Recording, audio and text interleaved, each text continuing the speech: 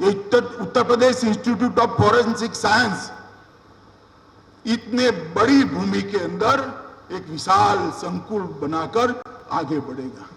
आज तो उसका बीजारोपण हुआ है, मगर जब ये वटवृक्ष होगा, अनेक बच्चे यहां से अपनी कैरियर करेंगे, बनाएंगे। अनेक बच्चे यहां पर अनुसंधान में हिस्सा लेकर न केवल उत्तर प्रदेश, पूरे देश की कानून और व्यवस्था की रीढ़ की हड्डी बनने का काम करेंगे।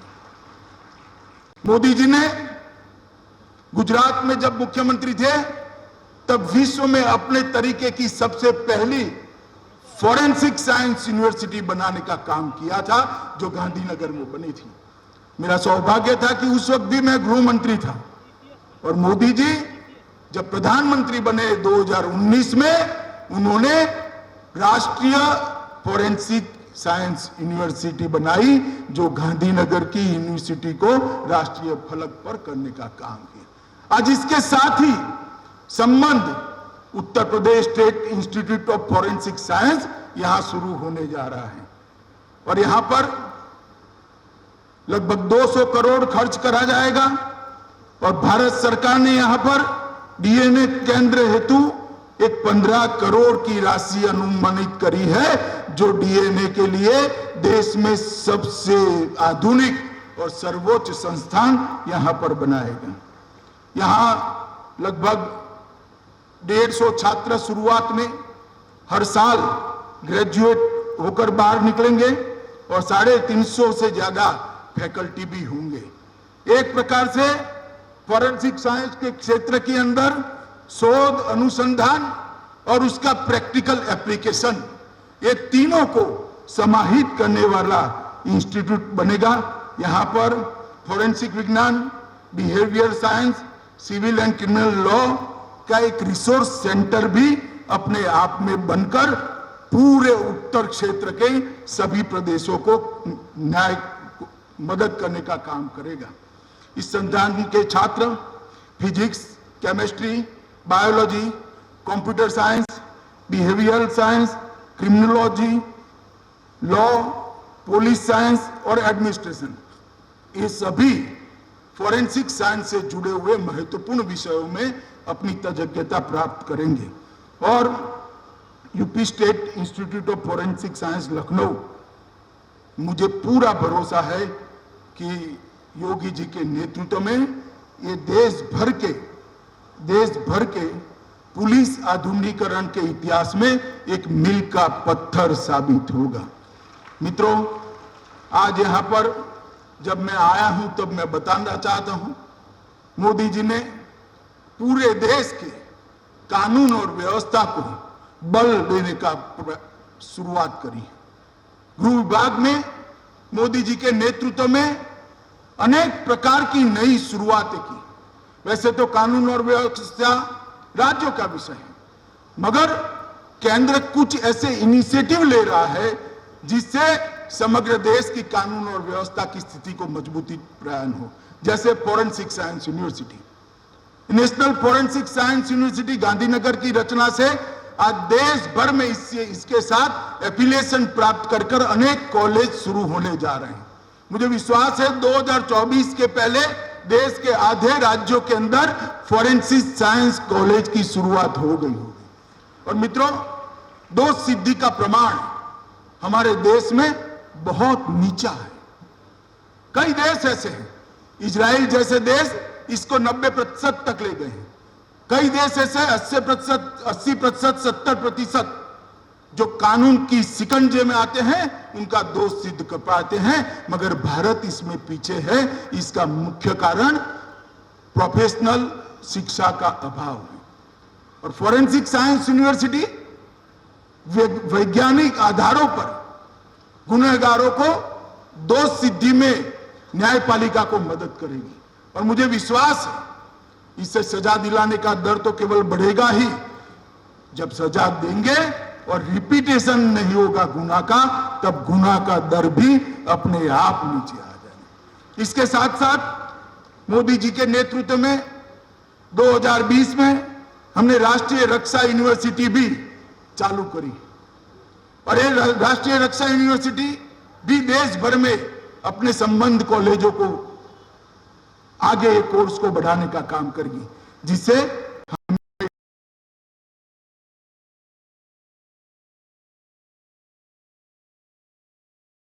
नार्को टेरर, टेररिज्म, साइबर अपराध, आर्थिक अपराध, हथियारों की तस्करी, गौ तस्करी, अनेक प्रकार के अपराध ऐसे आ गए हैं जिनके सामने लड़ने के लिए देश के पुलिस बल को सज्ज करने की जरूरत है। और उसी को दृष्टिगत रखते हुए ये नेशनल फॉरेंसिक साइंस यूनिवर्सिटी और राष्ट्रीय रक्षा यूनिवर्सिटी की स्थापना देश के प्रधानमंत्री नरेंद्र मोदी के प्रेरणा से गृह विभाग ने करी है। और मैं मानता हूं कि इसी के साथ अगर यहां से एक ट्रेन मानव बल प्राप्त होगा तो वो दिन दूर नहीं है कि हर जिले में उत्तर प्रदेश के एक मोबाइल फॉरेंसिक वाहन हम उपलब्ध करा पाएंगे और रीजनल एफएसएल के सेंटर भी बना पाएंगे। और उसके बाद 6 साल के ज्यादा जिसमें सजा का प्रावधान है, ऐसे हर गुना में एफएसएल को कंपलसरी कर दोष सिद्धि का प्रमाण हम आगे बढ़ाने का प्रयास करेंगे। मैं कई बार कहता हूं, पुलिस 2 ही कारणों से बदनाम होती है, एक नो एक्शन और दूसरा एक्सट्रीम एक्शन। नो एक्शन भी ठीक नहीं है, अकर्मण्यता कानून और व्यवस्था को ठीक नहीं कर सकती, और एक्सट्रीम एक्शन भी ठीक नहीं है क्योंकि वो उसकी प्रतिक्रियाएं निर्माण करता है। तो नो एक्शन और एक्सट्रीम एक्शन से निकलकर जस्ट एक्शन की दिशा में, एक स्वाभाविक प्रतिक्रिया की दिशा में पुलिस आगे बढ़े, इसके लिए ये दोनों यूनिवर्सिटियां बहुत बड़ा काम करेगी।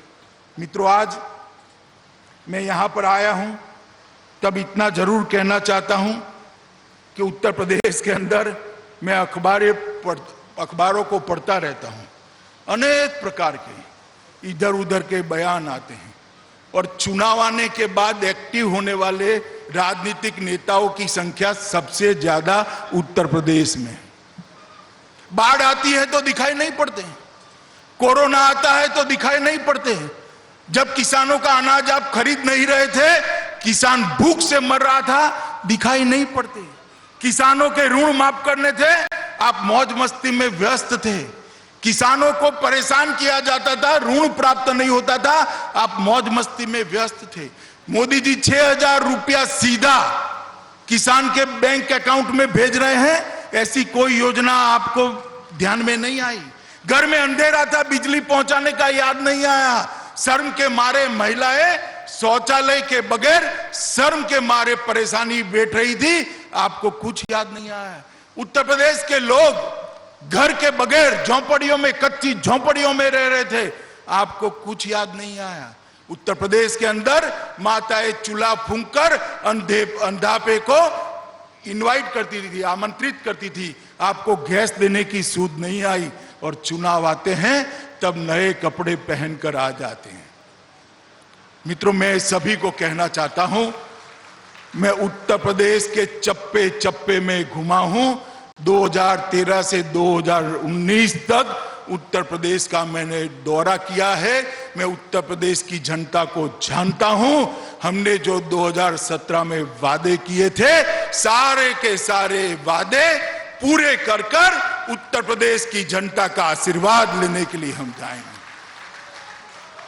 और जो स्वप्न देख रहे हैं उनको मैं कहना चाहता हूं कि भैया, फिर से एक बार करारी हार का मन बना लो, यहां भारतीय जनता पार्टी की प्रचंड बहुमत से सरकार बनने जा रही है।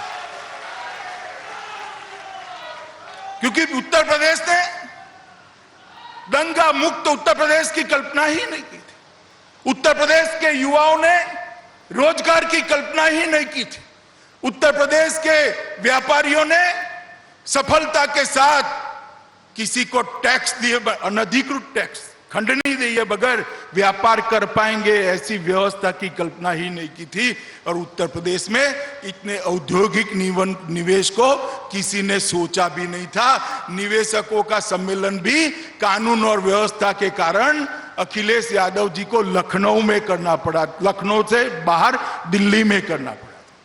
मित्रों, उत्तर प्रदेश के अंदर योगी जी के नेतृत्व में भारतीय जनता पार्टी की सरकार ने जो परिवर्तन लाया है, मुझे पूरा भरोसा है कि गत चुनाव की तरह ही इतने प्रचंड बहुमत के साथ फिर से यहां कमल की सरकार बनने जा रही है।